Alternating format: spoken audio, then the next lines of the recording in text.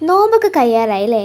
പക്ഷെ ഞാൻ നിങ്ങളെന്ന് നോമ്പിൻ്റെ തലേ ദിവസത്തേക്ക് കൊണ്ടുപോകണം. അതായത് നോമ്പ് തുടങ്ങുന്ന തലേ ദിവസം, അതായത് മാർച്ച് 1-ാം തീയതിക്ക്. അപ്പോൾ അന്ന് രാവിലെയൊക്കെ എണീറ്റ് പതിവില്ലാതെ ഹോളിഡേയിലൊക്കെ നേരത്തെ എണീറ്റ് ഞങ്ങൾക്ക് പേജ് വൃത്തിയാക്കുക എന്നുള്ളൊരു പ്ലാൻ ഉണ്ടായിരുന്നു. അങ്ങനെ ഞാൻ ബ്രേക്ക്ഫാസ്റ്റൊക്കെ കഴിച്ച് കഴിഞ്ഞ് ഞാൻ ഷിഫയും കൂടെ കുറച്ച് സാധനം വാങ്ങാണ്ടായിരുന്നു. കടയിലൊക്കെ പോയി വന്ന് ഞങ്ങൾ 10 മണിക്ക് തുടങ്ങണം എന്ന് വിചാരിച്ച പരിപാടി ഞങ്ങൾ 12:45 കഴിഞ്ഞിട്ടാണ് തുടങ്ങിയത്.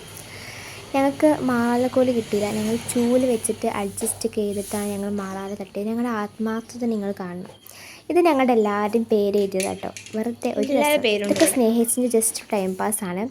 അങ്ങനെ ഞങ്ങൾ വീട്ടിൽ പോലും മര്യാദക്ക് പണിയെടുക്കാത്ത ഞങ്ങൾ എന്തൊരു ആത്മാർത്ഥതയോടുകൂടി വൃത്തിയിലും ആണ് ഈ കാര്യങ്ങളൊക്കെ ചെയ്തതെന്ന് ഓർക്കുമ്പോൾ ഞങ്ങൾക്ക് തന്നെ ഭയങ്കര അഭിമാന പുളകിതരായി ഞങ്ങൾ.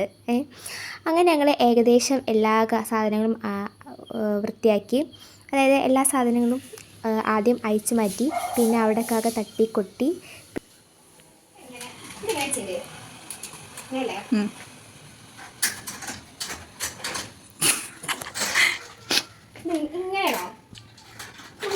പഴയ മരി വെക്കാൻ വെക്കണില്ല ഗൈസ്.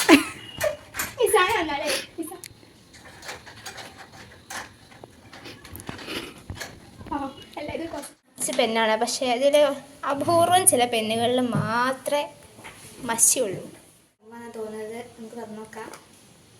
ക്ലീൻ ആയിട്ടുള്ള ബോട്ടിൽ ഇവിടെ ഷോക്ക് വെച്ചേക്കാണ്. ഒരു വളഞ്ഞ ഇതെന്തോ ഒരു സാധനം കിട്ടിക്കണം. ഇത് തുറന്നു നോക്കാം. ഫുൾ ക്ലീൻ ആയിട്ടുള്ളൊരു സാധനം. എന്താണ് ഇതിൽ നിന്ന് എനിക്ക് മനസ്സിലായൊരു പാഠം എന്താണെന്ന് വെച്ചാൽ, ഇപ്പോൾ എൻ്റെ അമ്മ എന്നോട് ഈ പണിയൊക്കെ എടുക്കാൻ പറയുകയാണെങ്കിൽ ഞാനിത് ഇതേപോലെ വൃത്തിയിലൊന്നും എടുക്കുമെന്ന് എനിക്ക് തോന്നുന്നില്ല. കാരണം എന്താണെന്ന് വെച്ചാൽ അത് ഉമ്മ നമ്മളെ എടുപ്പിക്കുകയാണ്.